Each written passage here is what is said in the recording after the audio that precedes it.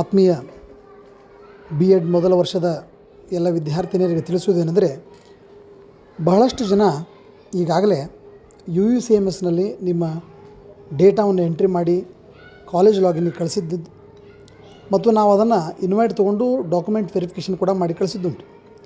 ಆದರೆ ಬಹಳಷ್ಟು ಜನ ಡಾಕ್ಯುಮೆಂಟ್ ವೆರಿಫಿಕೇಷನ್ ಆದ ತಕ್ಷಣ ಅದನ್ನು ಸುಮ್ಮನೆ ಇಟ್ಕೊಂಡು ಕೂತ್ಕೊಂಡ್ಬಿಟ್ರೆ, ಆ ಡಾಕ್ಯುಮೆಂಟ್ ವೆರಿಫಿಕೇಷನ್ ಆಗಿದ್ದು ನಿಮ್ಮ ಮೇಲ್ಗೆ ಬಂದಿರುತ್ತೆ ಇನ್ಬಾಕ್ಸ್ನಲ್ಲಿ. ಆ ಮೇಲ್ ಚೆಕ್ ಮಾಡಿಕೊಂಡು ಇನ್ಬಾಕ್ಸ್ನಲ್ಲಿ ಡಾಕ್ಯುಮೆಂಟ್ ವೆರಿಫಿಕೇಷನ್ ಸಕ್ಸಸ್ಫುಲ್ ಅಂತಿದ್ದರೆ ನಂತರ ನಿಮಗೆ ಈ ರೀತಿಯಾಗಿರ್ತಕ್ಕಂಥದ್ದು ಇಲ್ಲಿ ನಾನು ತೋರಿಸ್ತಿದ್ದೆ ನೋಡಿರಿ, ಈ ರೀತಿಯಾಗಿರ್ತಕ್ಕಂಥ ನಿಮಗೆ ಒಂದು ಮೆಸೇಜ್ ಬರುತ್ತೆ. ಸೊ ಇದನ್ನು ನೋಡಿಕೊಡ್ರಿ. ಈ ಥರ ಮೆಸೇಜ್ ಬಂದರೆ ಇದನ್ನು ನೆಕ್ಸ್ಟ್ ನೀವು ಏನು ಮಾಡಬೇಕಾಗಿದ್ರೆ, ಈಗ ಇಲ್ಲಿ ನೋಡಿರಿ, ಮೊದಲು ನಿಮಗೆ ಇಲ್ಲಿ ಕಾಣ್ತಾ ಇದೆ ಸ್ಟೂಡೆಂಟ್.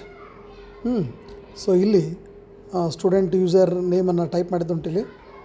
ಸೊ ಇಲ್ಲಿ ಈ ಸ್ಟೂಡೆಂಟ್ ಲಾಗಿನ್ನಲ್ಲಿ ಈ ಒಂದು ನಂಬರ್, ಇದು ಒಬ್ಬ ವಿದ್ಯಾರ್ಥಿನಿಯ ನಂಬರ್, ಇದನ್ನು ಟೈಪ್ ಮಾಡಿ ತದನಂತರ ಇಲ್ಲಿ ಕೆಳಗಡೆ ಅವರ ಪಾಸ್ವರ್ಡನ್ನು ನಮೂದು ಮಾಡಬೇಕು.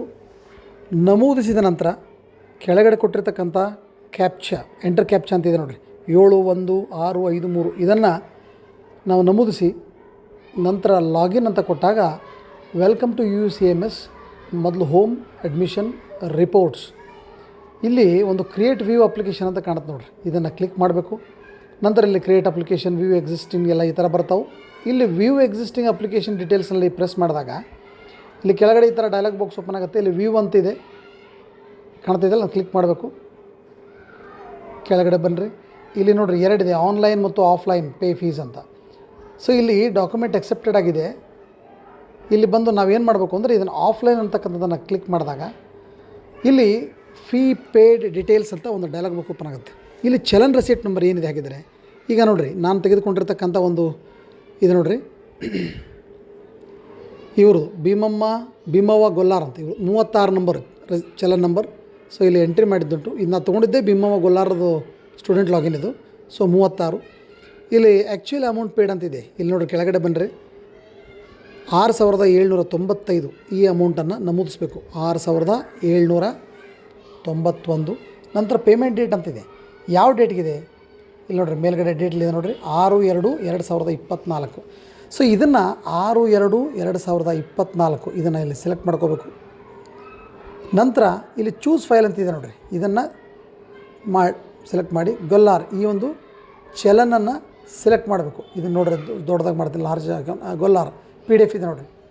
ಬಟ್ ಇಲ್ಲಿ ಏನಿದೆ ಅಂದರೆ 200 KBಗಿಂತ ಹೆಚ್ಚಿರೋದ್ರಿಂದ ಇದನ್ನು ನೀವೇನು ಮಾಡಬೇಕಾಗೈತೆ, ಈಗ ಕಡಿಮೆ ಮಾಡಬೇಕಾಗೈತೆ. ಸೊ ಅದನ್ನು ಯಾವ ರೀತಿ ಕಡಿಮೆ ಮಾಡಬೇಕು, ಈಗ ಅದನ್ನು ಕಡಿಮೆ ಮಾಡಿದ್ಮೇಲೆ ಮುಂದೆ ಕಂಪ್ರೆಸ್ ಕಾಪಿಯನ್ನು ಯಾವ ರೀತಿ ಹಾಕಬೇಕು. ಸೊ ಈ ಕಾಪಿಯನ್ನು ನಾನೇನು ಮಾಡ್ತೀನಿ, 200 KB ಇಳಿಸ್ತೀನಿ. ಇಳಿಸಿ ನಂತರ ಅದನ್ನು ಅಪ್ಲೋಡ್ ಮಾಡಿ ನಿಮಗೆ ಅದನ್ನು ಯಾವ ರೀತಿ ಅಪ್ಲೋಡ್ ಮಾಡಬೇಕಂತ ತೋರಿಸ್ತೀನಿ ನೋಡಿರಿ. ನಾನು ಈಗಾಗಲೇ ತೋರಿಸಿದಂತೆ ಇಲ್ಲಿ ನೋಡಿರಿ ಎಲ್ಲ ಇದಿದೆ. ಚೂಸ್ ಫೈಲ್ನಲ್ಲಿ ಮತ್ತೆ ವಾಪಸ್ ಬಂದು ಕ್ಲಿಕ್ ಮಾಡಿರಿ. 200 KBಗೆ ಇಲ್ಲಿ ನೋಡಿರಿ ಗೊಲ್ಲಾರ್ ಕಂಪ್ರೆಸ್ಡ್ ಟು 200 KB ಮಾಡ್ಕೊಂಡಿದ್ದೀನಿ. ಈಗ ಇದನ್ನು ನೀವು ಸೆಲೆಕ್ಟ್ ಮಾಡ್ಕೋಬೇಕು. ಚೂಸ್ ಆಗಿದೆ, ಸಬ್ಮಿಟ್ ಅಂತ ಕೊಡ್ರಿ. ಇಲ್ಲೇ ನೋಡಿರಿ ಒಂದು ಡೈಲಾಗ್ ಬಾಕ್ಸ್ ಬಂತು, ಫೀ ಡೀಟೇಲ್ಸ್ ಅಪ್ಡೇಟೆಡ್ ಸಕ್ಸಸ್ಫುಲಿ. ಅಂದರೆ ಇದನ್ನು ಓಕೆ ಅಂತ ಕೊಟ್ಟು ವಾಪಸ್ ಮತ್ತು ವ್ಯೂ ಎಕ್ಸಿಸ್ಟಿಂಗ್ ಅಪ್ಲಿಕೇಶನ್ ಅಂತಿದೆ ನೋಡಿರಿ, ಇಲ್ಲಿ ಕಾಣ್ತಿದೆ, ಇದನ್ನು ಕ್ಲಿಕ್ ಮಾಡಿರಿ. ಕೆಳಗಡೆ ಬರ್ರಿ, ನೋಡಿರಿ ಸಬ್ಮಿಟೆಡ್ ಅಂತಾಗಿದೆ. ವ್ಯೂ ಅಂತ ಕೊಟ್ರಂದರೆ ನಿಮ್ಗಲ್ಲಿ ಕೆಳಗಡೆ ಬಂದಾಗ ಫೀ ಪೇಮೆಂಟ್ ಡೇಟ್ ಇದೆ, ಅಲ್ಲಿ ಅಡ್ಮಿಷನ್ ಫೀಸ್ ಪೇಯ್ಡ್ ಅಂತ ಇದೆ. ಸೊ ಇಲ್ಲಿ ಮೇಲೆ ಬಂದು ಎರಡನೇದ್ದು ಪ್ರಿವ್ಯೂ ಆ್ಯಂಡ್ ಪ್ರಿಂಟ್ ಇದೆ ನೋಡಿರಿ, ಇದನ್ನು ಕ್ಲಿಕ್ ಮಾಡಿ. ಇದು ನೋಡಿರಿ, ಇದು ಪೂರ ಕೆಳಗಡೆ ಬರೋಣ. ಕೆಳಗಡೆ ಬಂದಾಗ ಇಲ್ಲಿ ನಮ್ಗೆ ಏನು ಸಿಗುತ್ತಂದರೆ ಕೊನೆಯ ಒಂದು ಹಂತದೊಳಗೆ ನೋಡಿರಿ ಫೀ ಅಮೌಂಟು, ಚಲನ್, ಡಾಕ್ಯುಮೆಂಟ್ ಅಂಡು ಡೇಟ್ ಇದು. ಸೊ ಇಲ್ಲಿ ಕೆಳಗೆ ಪ್ರಿಂಟ್ ಅಂತಿದೆ, ಈ ಪ್ರಿಂಟ್ ಅನ್ನುವಂಥ ಬಟನ್ ಕ್ಲಿಕ್ ಮಾಡಿ ಇಲ್ಲಿ ನೀವು ಪ್ರಿಂಟ್ ಅಂತ ಕೊಟ್ಟರೆ ಆ ಪ್ರಿಂಟ್ ಬಂದಿರತಕ್ಕಂಥ ಪ್ರತಿಯನ್ನು ಮಹಾವಿದ್ಯಾಲಯಕ್ಕೆ ತಂದು ನೀವು ಕೊಡಬೇಕು. ಸೊ ಇಲ್ಲಿಗೆ ಒಟ್ಟಾರೆ ನಮ್ಮ ಒಂದು ಏನಾಯಿತು, ಚಲನ್ ಅಪ್ಲೋಡ್ ಮಾಡುವಂಥ ಕೆಲಸ ಮುಗೀತು. ಸೊ ಇಲ್ಲಿಗೆ ವಾಪಸ್ ಹೋಮ್ ಅಂತ ಬಂದು ವಾಪಸ್ ಬಂದು ಲಾಗೌಟ್ ಮಾಡ್ತಕ್ಕಂಥದ್ದು.